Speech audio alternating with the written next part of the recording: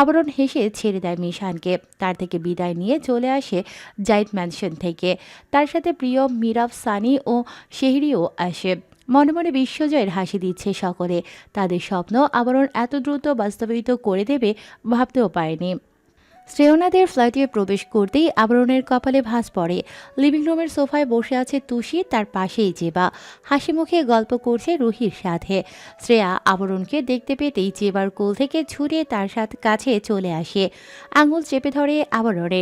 জেবা এক দৃষ্টিতে তাকিয়ে আছে, আবরণ সেদিকে ধ্যান দেয় না, চারপাশে দৃষ্টি ঘোরায়, কোথাও শ্রেয়নাকে দেখতে পায় না। কপালের ভাঁজ গাঢ় হয় তার। এই যে আমরা এখানে বসে আছে, নির্ঘাত আমার কৈতূরে নিচের কক্ষে তোর পাচ্ছে, এটাকে বাসায় অ্যালাউ করলো কোন সমুদ্রের পথ? আবরণ, চলো তোমাকে জেবা আপুর সাথে পরিচয় করিয়ে দিই। শ্রেয়ার থেকে নিজের হাত ছাড়িয়ে নেয় আবরণ। রুহি হাসি মুখে বলে, এসো অবরণ, জেবা হলো তুষের কাজিন। মাঝে মধ্যে এখানে আসে, শ্রেয়নার সাথে আড্ডা দেয়। কিন্তু শ্রেয়না আসছে না এখানে, তার নাকি ঘুম পাচ্ছে। কি একটা অবস্থা বলো দেখি। আবরণ বিড়বিড় করে বলে, কোন ঘুম যে পাচ্ছে ভাবি, সেটা তো জানেন না। এটা হলো জেলাসির ঘুম। জলে পরে নিশ্চয়ই খাক হয়ে যাচ্ছে মাথারি আমার। আবরণ, এখানে এসো না। জেবার কথায় ধ্যান ভাঙে তার। বিরক্তিতে কপাল কুঁচকে আসে, কারো কথায় পাত্তা না দিয়ে সোজা শ্রেয়নার রুমের দিকে পা বাড়ায়। জেবা মুখ কালো করে নেয়। তুষি, রুহি হাসি ঠাট্টা করতে ব্যস্ত। শ্রেয়না ব্যালকনিতে দেয়ালের সাথে হেলান দিয়ে দাঁড়িয়ে আছে, মনমরা হয়ে সামনে তাকিয়ে আছে সে। কিছুই ভালো লাগছে না, কি করলে ভালো লাগবে সেটাও বুঝতে পারছে না। দীর্ঘশ্বাস ফেলে শ্রেয়না মুখের সামনে চলে আসা চুলগুলো কানের পিঠে গুজে দেয়, বিরস গলায় বলে, আবরণ জাহিদ লাইফে না আসলেও ভালো ছিল। ও এসেছে, সাথে এসেছে জঞ্জাল। কেন যে ওর পেছনে ঘুরবে? আর আর কোনো ছেলে নেই নাকি পৃথিবীতে? বিয়েতে একটা বাচ্চা ছেলের পেছনে ছ্যাবলার মতো পড়ে আছে, বিরক্তিকর। আমাকে নিয়ে এত চিন্তা করো না কৈতরি শোনা, আমি ইমপ্রেস। বলে শ্রেয়নার উপর পড়ে যায় আবরণ। শ্রেয়নার দু হাত নিয়ে দেয়ালের সাথে চেপে ধরে, চোখে চোখ রাখে। শ্রেয়না ভ্রু কুঁচকে তাকিয়ে আছে। আবরণের ঠোঁটের কোণে হাসি দেখে তার গা জ্বলে যায়। এখন কেন বাসায় ফিরলে? বাইরে যে বা এসেছে না? আবরণ মাথা নাড়িয়ে বলে, হ্যাঁ, দেখলাম। কৌতূহলপূর্ণ কণ্ঠে শোধায় শ্রেয়না, তোমাকে কিছু বলেনি? বলেছে কি বললো? I love you. কথাটা শেষ করে শ্রেয়নার গালে শব্দ করে চুমু খায় আবরণ। সত্যি এটা বলেছে? এক ভ্রু উঁচিয়ে তাকায় আবরণ। কি বলেছে? I love you. Love you too babe. শ্রেয়নার কোমর চেপে ধরে তাকে নিজের বুকের উপর ফেলে আবরণ। শ্রেয়না তার দু কাঁধে হাত রাখে, হাসবে না কাঁদবে বোঝে না। আবরণ ভীষণ দ্রুত কেমন করে তাকিয়ে আছে। শয়তান, তোমাকে আমি ভালোবাসিনি। শ্রেয়নাকে নিয়ে একপাশে ঘুরে যায় আবরণ। কোমরে এক হাত চেপে অপর হাতের আঙুলের ভাঁজে নিজের আঙুল পুড়ে দেয়। শ্রেয়নাকে নিয়ে ডান্স করতে থাকে। শ্রেয়না হতবাক, সে মোটেই নাচতে জানে না, তবে আবরণের সাড়া পেয়ে সে নিজেও কিছুটা রেসপন্স করছে। তুমি নাচতে জানো? তুমি নাচাতে জানলে আমি নাচতেই পারি। শ্রেয়না কপাল কুঁচকে তাকায়, মুখ ভার করে বলে, এখন নাচো কি করে? হাসে আবরণ। শ্রেয়নার কপালে চুমু খেয়ে তার আঙুল চেপে ধরে কিছুক্ষণ গোল গোল করে ঘোরায়। পর মুহূর্তেই আবারও তার কোমর চেপে ধরে ডান্স করতে থাকে। শ্রেয়নার মুখে হাসির ফোয়ারা, তা দেখে আবরণও হাসে, নাকের ডগায় চুমু খেয়ে বলে, তোমার সান্নিধ্যে আসলেই সব কাজই আমার জন্য সহজ হয়ে যায়। আচ্ছা। জি ম্যাডাম। মৃদু শব্দ করে হাসে শ্রেয়না। আজকাল কোনো কারণ ছাড়াই তার হাসতে ইচ্ছে করে, কেমন সুখ সুখ লাগে। আবরণ কাছে পিঠে থাকলেই তার ভালো লাগে। দারুণ এক অনুভূতি চারপাশ থেকে আষ্টে পিষ্টে জড়িয়ে ধরে। ও মাই গড, তোমরা রোম্যান্স করছো? বলতে বলতে ব্যালকনিতে প্রবেশ করে জেবা। আবরণ হঠাৎ জেবার আগমনে বিরক্ত হয়। শ্রেয়নার কোমর ছেড়ে দিতে চাইলে তার হাতে চিমটি কাটে শ্রেয়না। আবরণ আরও শক্ত করে শ্রেয়নার কোমর আঁকড়ে ধরে বুকের সাথে মিশিয়ে নেয়, কিন্তু জেবা ভাবলেশীন ভঙ্গিতে তাকিয়ে থাকে তাদের দুজনের দিকে। দুজনের বললে ভুল হবে, শুধুই আবরণের দিকে। শ্রেয়নার পিত্তি জ্বলে ওঠে। অনুমতি ব্যতীত কারো রুমে ঢুকতে নেই, এতটুকু সেন্স নেই বুঝি তোমার? জেবা চওড়া হাসে, কিছুটা এগিয়ে আসে তাদের দিকে। বলেছিলাম না, সতীর নিয়ে সংসার করতে রাজি। আবরণ, লাভ ইউ। শ্রেয়নার মেজাজ গরম হয়, ছিটকে সরে আসে আবরণের থেকে। দু কদম এগিয়ে এসে ঠাস ঠাস করে দুটো থাপ্পড় লাগিয়ে দেয় জেবার গালে। চুলের মুঠি ধরে দাঁতের দাঁত চেপে বলে, হারামজাদি, কিছু বলি না দেখে যা ইচ্ছে তাই বলবি তুই? আমার বরকে বিয়ে করবি? সতী নিয়ে সংসার করতে কোনোই সমস্যা নেই তোর, মাতারির বাচ্চা। তোকে বিয়ে করাবো আমি, দাঁড়া। হ্যাঁ হ্যাঁ, আরো দুটো লাগাও। সাহস কত, আমার কৈতির ভালোবাসা ভাগ নিতে চায়? বিটকেল মহিলা। জেবা ব্যথায় চোখ মুখ কুঁচকে নিয়েছে। জোর গলায় তুষিকে ডেকে ওঠে সে। কিছুক্ষণের মধ্যেই হন্তদন্ত হয়ে ছুটে আসে তুষি। শ্রেয়নাকে এভাবে মারতে দেখে চমকায় সে। দ্রুত ছাড়িয়ে আনে জেবাকে। অবাক কণ্ঠে শুধায়, মারছো কেন ওকে? তুষির উপর দিয়ে জেবাকে ধরতে যায় শ্রেয়না। আবরণ এসে তার কোমর চেপে ধরে টেনে নিয়ে আসে। চিৎকার করে বলে শ্রেয়না, হারামের বাচ্চা নাকি সতীন নিয়ে সংসার করতে প্রস্তুত। এই তোর সাহস কি করে হয় রে আবরণ জাহিদের দিকে নজর দেওয়ার? হ্যাঁ, নিজেকে দেখেছিস তুই? শয়তান মেয়ে, ঝাঁটার বাড়ি দেবো তোকে। তুষি হতবম্ব নেত্রে তাকায় জেবার দিকে। তার মুখ কাচুমাচু। তুষি তাকে টেনে ধরে সেখান থেকে নিয়ে আসে। যাওয়ার সময় জেবা আবরণের দিকে তাকিয়ে নরম কণ্ঠে বলে, আমি তোমাকে ভালোবাসি আবরণ। মন চাইলে আমার কাছে এসো, যখন তখন গ্রহণ করে নেব তোমায়। শ্রেয়না আবরণের পাশেই দাঁড়িয়েছিল। জেবার কথা শোনা মাত্রই তার বিগড়ে যাওয়া মেজাজ আরও বিগড়ে যায়। দৌড় দেয় জেবার উদ্দেশ্যে। তুষির হাত চেপে ধরে জেবা ছুটে কক্ষ থেকে বের হয়ে আসে। আবরণ গিয়ে জড়িয়ে ধরে শ্রেয়নাকে। শ্রেয়নার সমানে হাত পা ছোড়াছড়ি করছে, যেন কাঁচা মন চিবিয়ে খারাপ খাবে করে জেবাকে। বসে আছিস কেন? আর কিছু সময় থাকি। তুমি যাও। এসব কি করছো তুমি? আশ্চর্য। গোলাপের মতো বাচ্চা লাগছে কেন? ছেলে দুষ্টুমি তো ওকে আমি করবে, নিয়ে গেছে। তাই বলে এভাবে ধমকে মারবে ওঠে তুমি? শ্রেয়না। চুপ করো তুমি, অসভ্য পুরুষ মানুষ। মেয়ে দেখলে মাথা ঠিক থাকে না? না জানে মেরে ফেলবো বলে দিলাম। আবরণ হতবম্ব নেত্রে তাকিয়ে আছে। সে আবার কি করলো? মেয়েটাকে মারতে পারেনি দেখে তাকে তুলোধনা করছে শ্রেয়না। ছাড়ো আমায়, একদম ছবে না। আবরণ আচ্ছা বলে ছেড়ে দেয় শ্রেয়নাকে। এরপর শব্দ করে কেঁদে দেয় শ্রেয়না। আবরণ হক চকিয়ে যায়। ধরতে গেলে আবরণের হাত ঝাড়ি মেরে সরিয়ে দেয় শ্রেয়না। ছবে না আমায়, নিষেধ করেছি বলে ছেড়ে দিতে হবে? জেবার কাছে যেতে হবে? হ্যাঁ, তোমার জন্য তো অপেক্ষা করছে ও। যাও যাও, আউট, রুম থেকে বের হও। আবরণকে ধাক্কা দিতে দিতে রুম থেকে বের করে দেয় শ্রেয়না। দরজার মুখে ওপর বন্ধ করে দিয়ে চলে আসে সেখান থেকে। বিছানায় বসে মুখে আঁচল চেপে ফোপাতে থাকে। ওদিকে আবরণ কোমরে হাত দিয়ে দরজার সামনে দাঁড়িয়ে আছে, মুখভঙ্গি গম্ভীর। এক পর্যায়ে শার্টের হাতা গোটাতে গোটাতে কিরমিরিয়ে বলে ওঠে, জেব্রার বাচ্চা, তোর জন্য আমার সংসার অশান্তির সৃষ্টি হচ্ছে। ডাইনোসরের আনটা তোকে চট করে না দিলে শান্তি পাবো না আমি। অপেক্ষা কর, আবরণ সাইড এসে তোর সকল চুলকানা মিটিয়ে দেবে। আবরণের শরীর ঘেমে নিয়ে একাকার। ফর্সা মুখশ্রী লাল টসটসে হয়ে আছে। নাকের পাটা ফুলিয়ে রেখেছে। হাতে তার স্যান্ডেল। শ্রেয়নার কক্ষের সামনে শটান হয়ে দাঁড়িয়ে আছে সে। অপেক্ষা দরজা খোলার। কিছুক্ষণ পরে শ্রেয়না দরজা খুলে দেয়। আবরণ কোনো দিক না তাকিয়ে ভেতরে প্রবেশ করে। সেদিকে তাকিয়ে শ্রেয়না মুখ বাঁকায়। দরজা লাগিয়ে দেয়, কিন্তু ছেলেটার মুখের এমন বেহাল দশা কেন? ভাবুক হলো শ্রেয়না। তুমি এই পচা স্যান্ডেল কোথা থেকে তুলে আনলে? আশ্চর্য হয়ে জিজ্ঞেস করে শ্রেয়না। আবরণ তখন কিছু খুঁজতে ব্যস্ত, যেন তার কথা শুনতেই পায়নি। শ্রেয়না আবরণের পেছনে এসে দাঁড়ায়। কোমরে এক হাত রেখে কিছুটা ঝুঁকে এসে শুধায়। কথা বলছো না যে? আবরণ ড্রয়ারে কিছু একটা খুঁজতে খুঁজতে বলে, দড়ি আছে? কেন? এর ছেড়ে স্যান্ডেল দেয়ালে ঝুলিয়ে রাখবো। আবরণের কণ্ঠ স্বাভাবিক। শ্রেয়না আশ্চর্য হয়ে জিজ্ঞেস করে, এসব কি বলো? মাথা কি গিয়েছে তোমার? দেখি সরো। আবরণকে সরাতে চায় সেখান থেকে, কিন্তু সে সরে না। উল্টো স্যান্ডেলটা শ্রেয়নার মুখের সামনে ধরে কিরমিরিয়ে বলে, এটা দিয়ে ওই চ্যাপ্টার ক্রসিংকে পিটিয়ে বাসা থেকে বের করে দিয়েছে। এখন দেয়ালে টাঙিয়ে রাখবো। সে সাথে বড় করে পোস্টার টাঙিয়ে রাখবো। শ্রেয়না আলমের পার্সোনাল কৈতরের দিকে নজর দেয়। সে একটি সাদা রঙের জেব্রাকে এই স্যান্ডেল দিয়ে পিটিয়ে বঞ্চারা করেছে। শ্রেয়না চোখ বড় বড় করে মাথা কিছুটা পিছিয়ে নেয়। গালে হাত রেখে বলে, মাগো মা, আমি কখন পিটিয়ে বোনছাড়া করেছি? তুমিই না মারলে। এই সত্যি বলো তো, মেরেছো তো? কৌতূহলী কণ্ঠে শুধায় শ্রেয়না। আবরণ তার ঘাড় চেপে ধরে এক প্রকার লাফিয়ে ওঠে শ্রেয়না। নিচের দিকে ঝুঁকে যায় কিছুটা। আবরণ দাঁত চেপে বলে, বরের জন্য গরম পানি করে আনো, পবিত্র হব। শালের বেটিরে মারার সময় চাপটে ধরেছিল।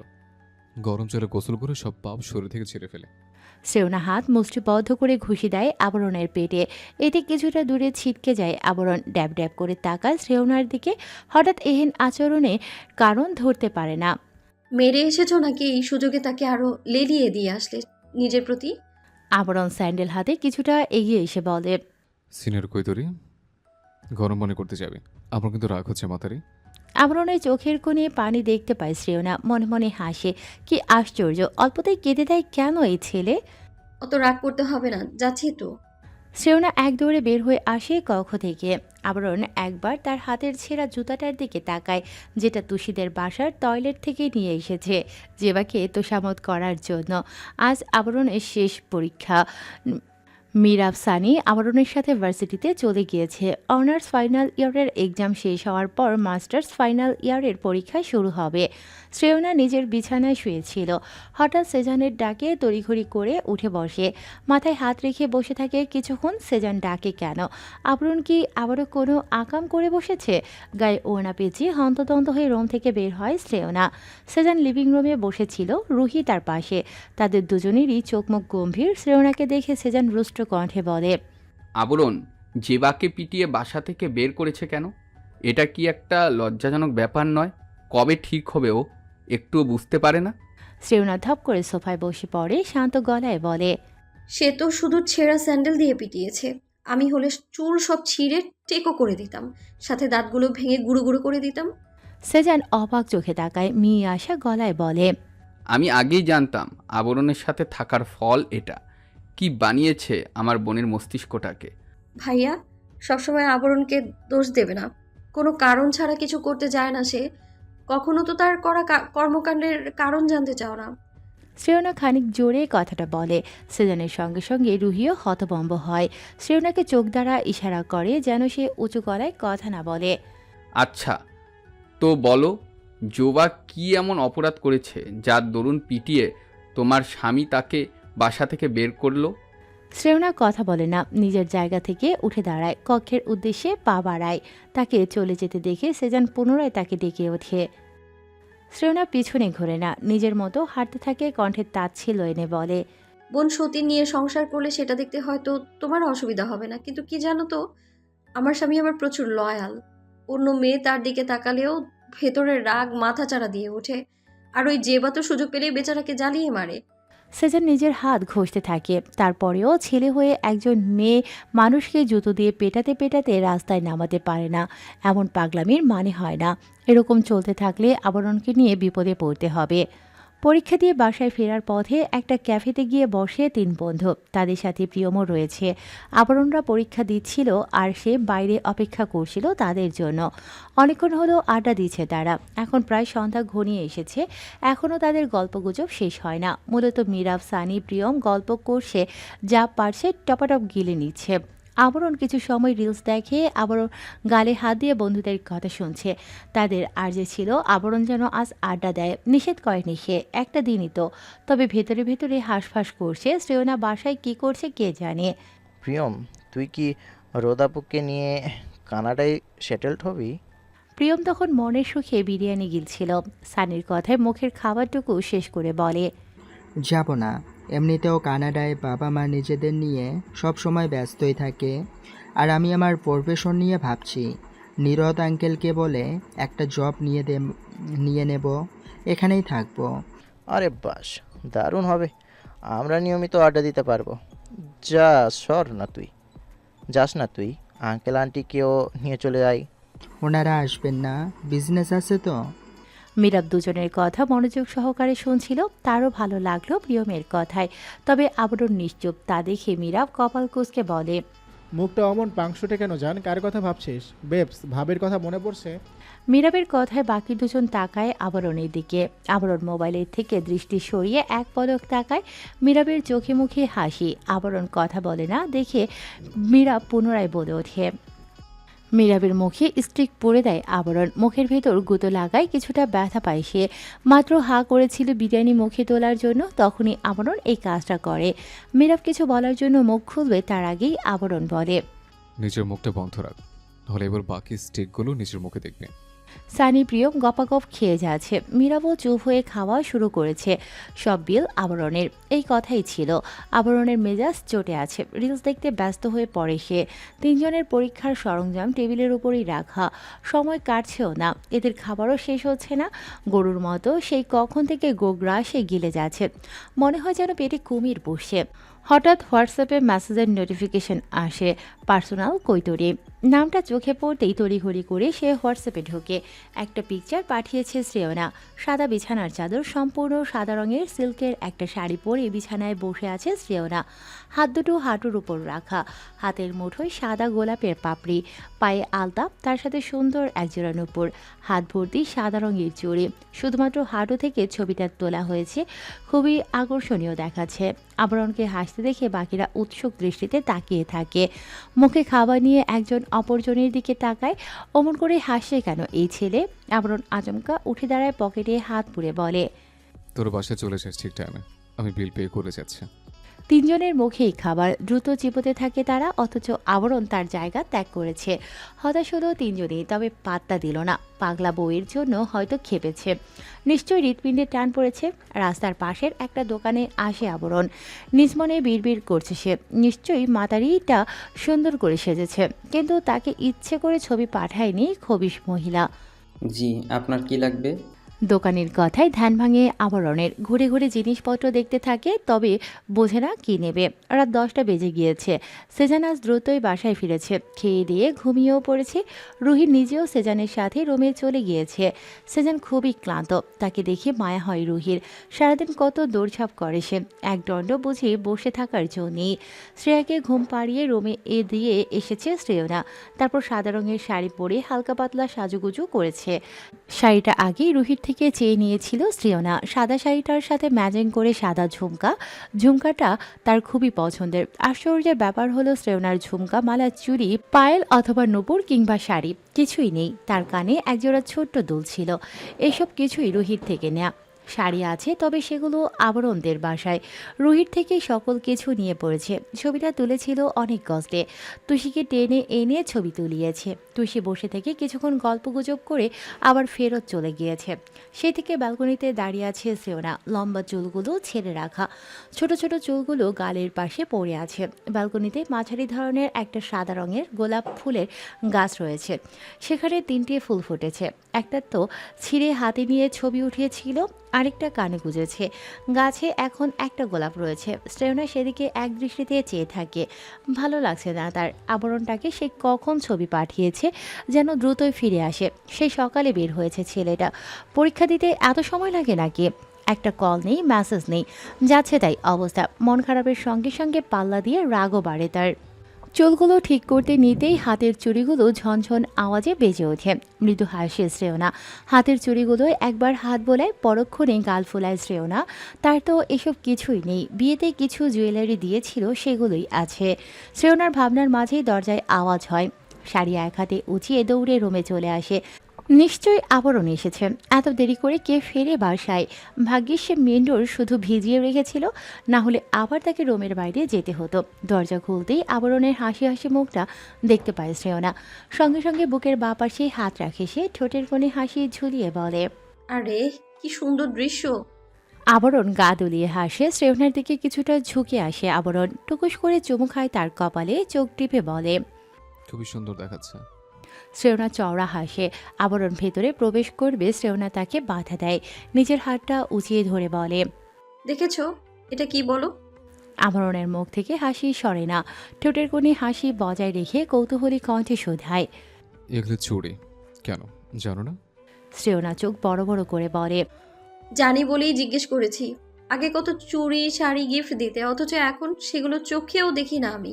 বিয়ে করার পর সব প্রেম ফুরুত। হ্যাঁ, তোমার চুড়ি লাগবে আগে বলবে না আমায়?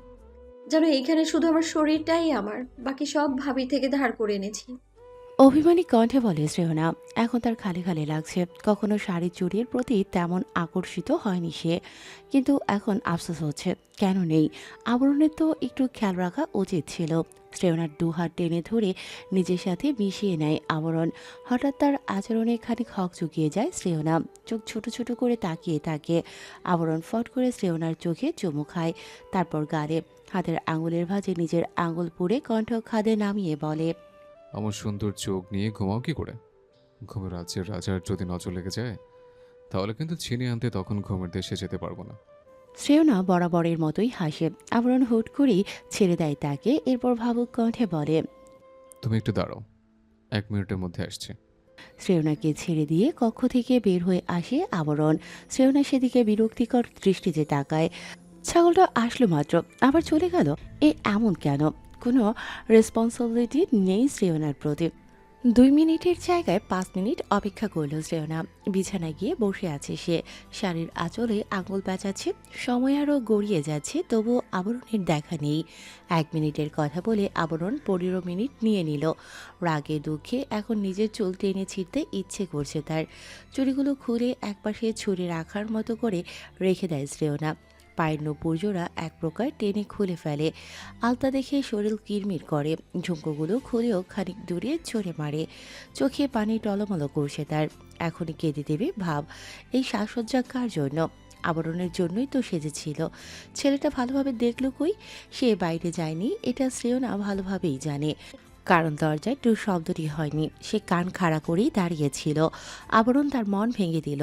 এখন নিজের চেহারা আয়নায় দেখতেও রাগ লাগছে। ধুর, শুধু শুধু সাজতে গেল। বেশি আশা রাখা মোটেও ভালো নয়। শাড়ি খোলার উদ্দেশ্যে সবেমাত্র আঁচলে হাত রেখেছে শ্রেয়না, খামছেও ধরেছে। তখনই দরজা ঠেলে আবরণ ভেতরে প্রবেশ করে। শ্রেয়নার রাগ যেন তরতর করে বাড়ে। ইচ্ছে করছে চুল সব টেনে ছিঁড়ে টেকো বানিয়ে দিতে। আবরণ এগিয়ে এসে শ্রেয়নাকে কোলে তুলে নেয়। রাগে কিরমির করে উঠে সে, খামচে দেয় তার হাতে। রাগান্বিত স্বরে বলে, নামাও তো, ঢং কিন্তু ভালো লাগে না। বেগম সাহেবা, এত রেগে কেন? সাহেবের উপর হঠাৎ ক্রোধ জমার কারণ? আবরণের নাটকীয় কথায় মেজাজ গরম হয়, কলার চেপে ধরে বলে, নামাবে আমায়, নাকি এক ঘুষিতে নাক ফাটিয়ে দেব? ওমা, আমার মহামান্য বড় ভাই সবকিছু শিখিয়েছেন, কিন্তু স্বামীর গায়ে হাত তোলার সম্পর্কে বয়ান দিতে ভুলে গেছেন নাকি? তুমি কি নামাবে আমায়? রেগে যাচ্ছি আমি আবরণ। শ্রেয়নাকে নিয়ে নিজেদের ফ্ল্যাটে প্রবেশ করে আবরণ। শুধু তার রুমের দরজা খোলা। বাকিরা হয়তো ঘুমিয়ে কাঁদা। কাল সারা রাত পড়াশোনা করেছে, আজ একটু বেশি ক্লান্ত। শ্রেয়নাকে রুমের সামনে নামিয়ে দিয়ে তার পেছনে এসে দাঁড়ায় আবরণ। প্যান্টের পকেট থেকে একটা কাপড় বের করে তার চোখ বেঁধে দেয়। শ্রেয়না তড়িৎ হাত দিতে চাইলে ধমকে ওঠে আবরণ। মাতারি, হাত দেবেন না, চুপচাপ এসো আমার সাথে। বেলকনি থেকে ফেলে দেবো না তোমায়। ফেলতেও পারো, ভরসা নেই। চুপ। শ্রেয়না চুপ হয়ে যায়। আবরণ আস্তে ধীরে তাকে নিয়ে হেঁটে ব্যালকনিতে চলে আসে। কিছুক্ষণ সেখানে দাঁড়িয়ে থাকে। শ্রেয়না এতে বিরক্ত হয়। এভাবেই থাকতে কার ভালো লাগে? চোখ কি খুলবো? আর কতকাল এভাবে খাম্বার মতো দাঁড়িয়ে থাকবো? আশ্চর্য। আমাকে নিষেধ করছে? মন চাইলে খোলো। আবরণের দায়সারা জবাবে কটমট করে ওঠে শ্রেয়না, তবে কিছু বলে না। নিজের চোখ থেকে কাপড়টা খুলে ড্যাব ড্যাব করে কিছুক্ষণ তাকিয়ে রয়। মাগো, চোখ একদম কালো হয়ে গিয়েছে যেন। না হলে চারপাশটা এমন অন্ধকার লাগছে কেন? নিজেকে ঠিক করে ভালোভাবে সামনে তাকায় শ্রেয়না। চোখ বড় বড় হয়ে আসে তার। সম্পূর্ণ ব্যালকনি সাদা রঙের গোলাপ দিয়ে সাজানো, কি সুন্দর দেখাচ্ছে। সাথে এক ধরনের ঘ্রাণ নাসিকা গ্রন্থে প্রবেশ করছে। চোখ বন্ধ করে গভীর শ্বাস নেয় শ্রেয়না। মালার মতো করে ঝুলিয়ে রাখা হয়েছে ফুলগুলো। আবরণ এত কম সময়ে কি করে করলো এত কিছু? বাইরেই বা কখন এলো? শ্রেয়না তো কোনো শব্দই পায়নি। নাকি ফ্ল্যাটে আসার সময় দরজা খুলে রেখে এসেছিল আবরণ? চারপাশটা দেখে নিয়ে আবরণের মুখের দিকে তাকায় শ্রেয়না।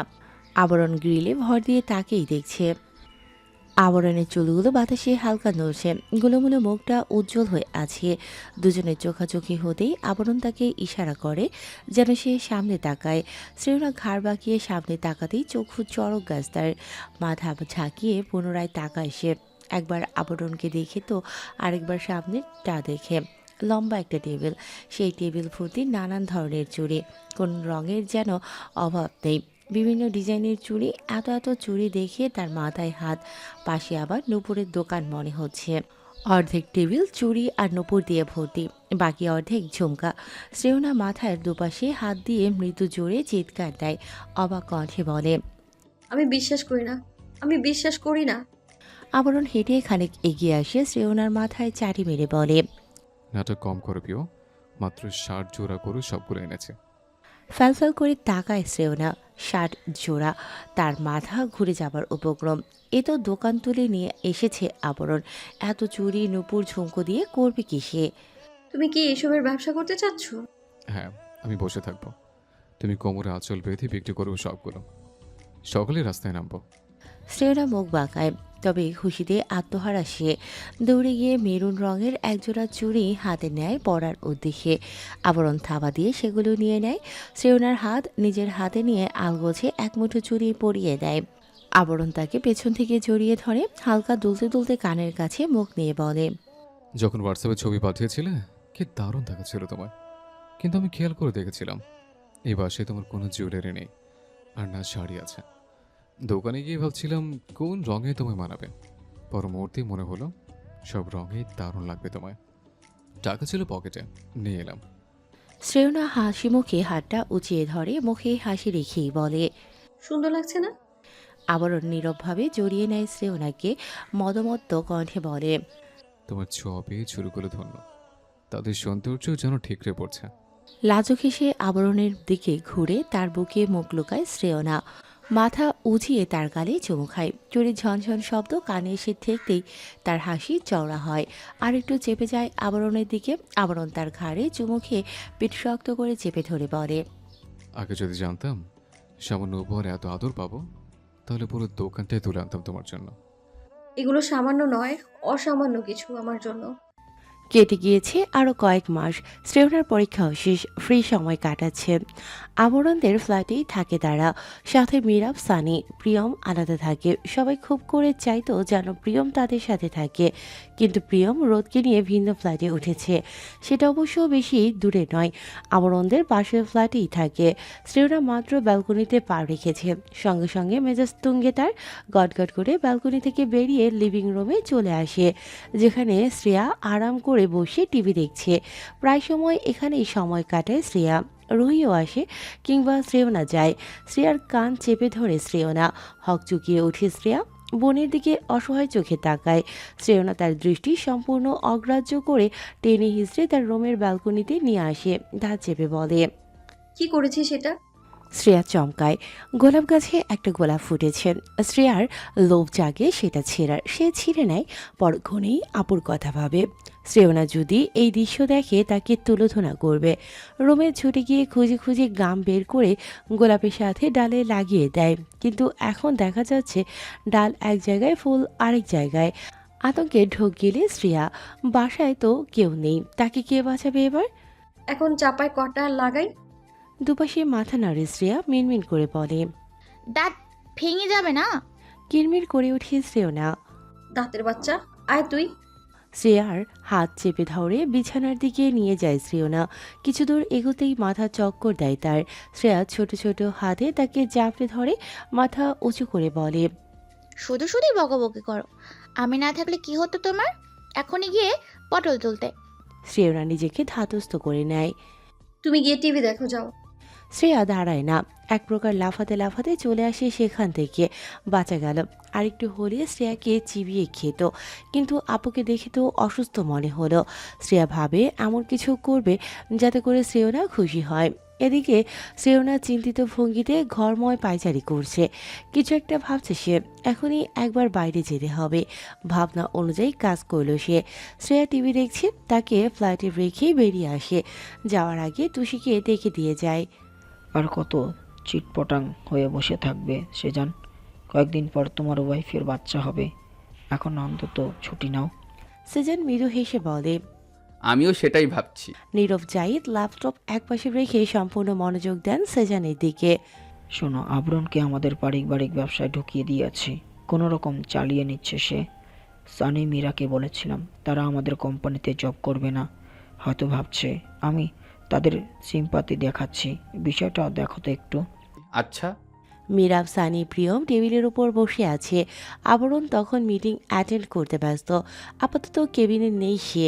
প্রিয়ম শরীরের ভর মীরাবের উপর ছেড়ে দেয়, বিরস গলায় বলে, সেই তো, এখানে এসে স্যাবলা মেরে বসে আছিস, এরপরেও জব করতে সমস্যা কি? কুত্তার মতো ঘেউ ঘেউ করিস না, শান্তিতে বসে থাকতেও দিবি না ভেবেছিস? সানি ফোরন কেটে বলে, বেটা 1 বছরের মিটিং একবারে সেরে ফেলছে নাকি?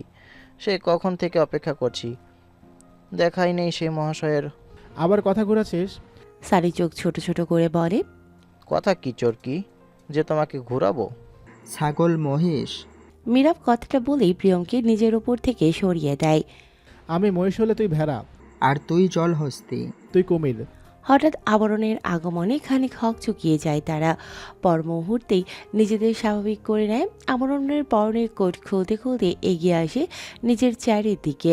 শার্টের উপরে দুটো বোতাম খুলে চুলে হাত বোলায়। এসির পাওয়ার বাড়িয়ে দিয়ে ক্লান্ত চোখে তাকায় বন্ধুদের দিকে।